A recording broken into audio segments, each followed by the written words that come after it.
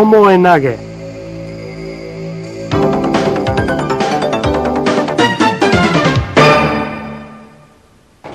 In Tomo nage, you drop backwards while putting a foot on your opponent's lower abdomen and throw him back over your head.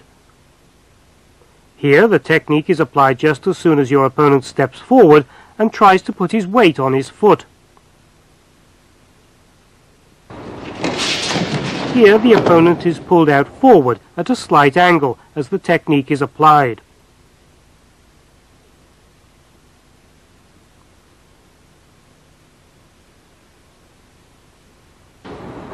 This is the way you apply the technique when your opponent is in a right-handed position, making him go off balance on his toes and making him fall to his right as you throw. Here the throw is made over your head when your opponent is in the right-handed position.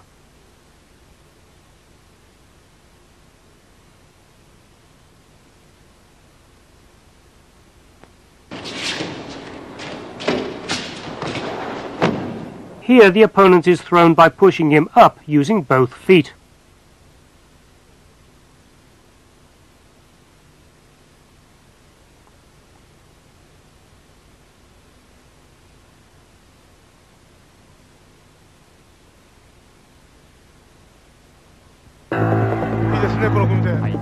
At the Seoul World Championships, Shinji Hosokawa clinches victory with a tomoe nage.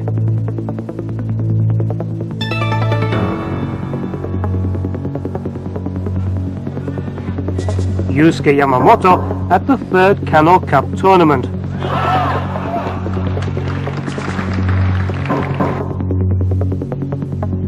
A tomoe nage throwing to the right.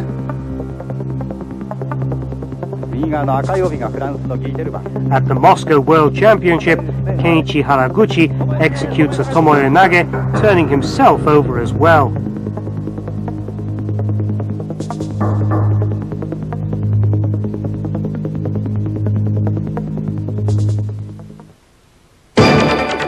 Uranage.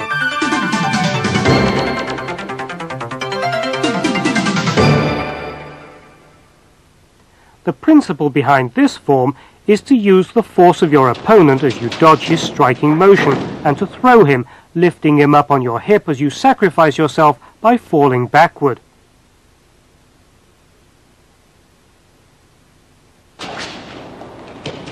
Here the opponent's hanegoshi is transformed into an uranage. As the opponent attacks with a hanegoshi, hold his hips and bring him close and throw him directly behind over your shoulder. Another way is to hold and raise your opponent up from the front, then leaning back, throw by sacrificing yourself.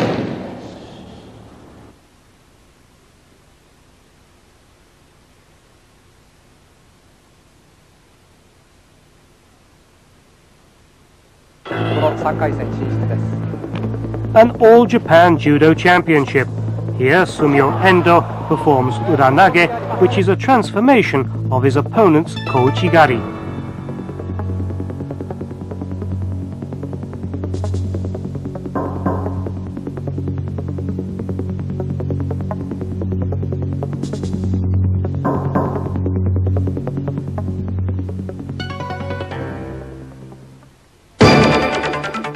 Sumi gaeshi.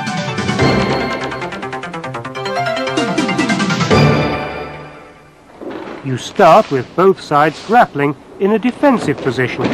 The technique was already in existence in Koryu, one of the older schools of jiu-jitsu, and the exact same form has been handed down.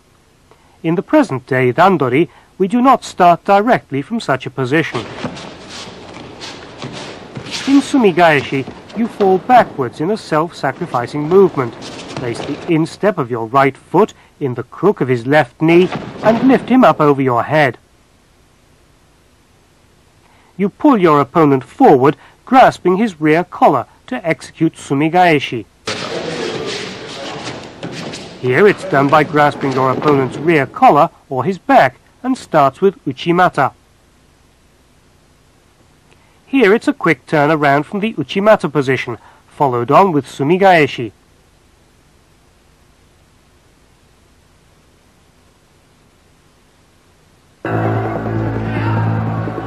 Sumi gaeshi is one of the favorite techniques of Verichev of the Soviet Union.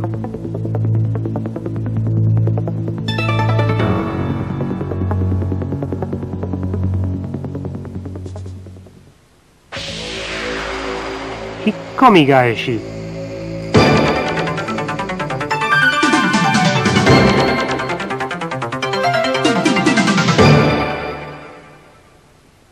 Hikkomi gaeshi is another Koryu technique.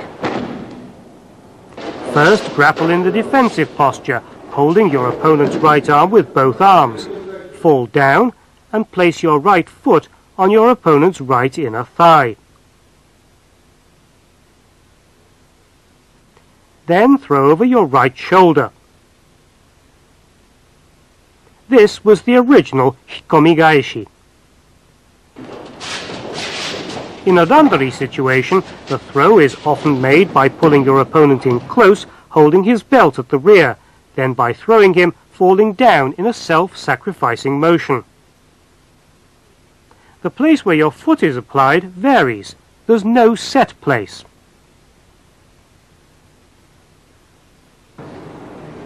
This is the method of throwing by falling to your side. In this case, it becomes yokostemi waza. You pull your opponent's belt at the rear close and throw by falling sideways in a self-sacrificing motion. Let's see the differences between this and a Sumi gaeshi, which look very much alike. In Sumi gaeshi, you throw by grasping the rear collar of your opponent.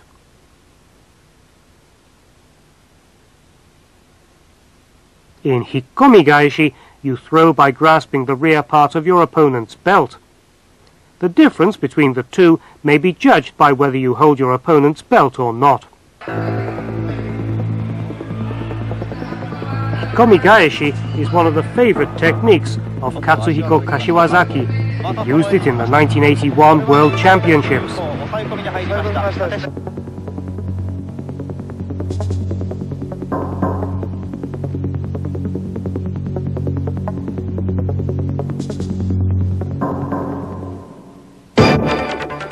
Tawara gaeshi.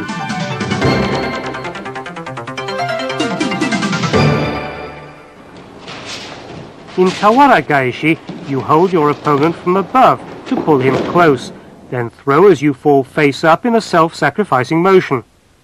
In this situation, your opponent defends himself by leaning forward. This Tawara gaeshi follows upon the opponent's morote gari.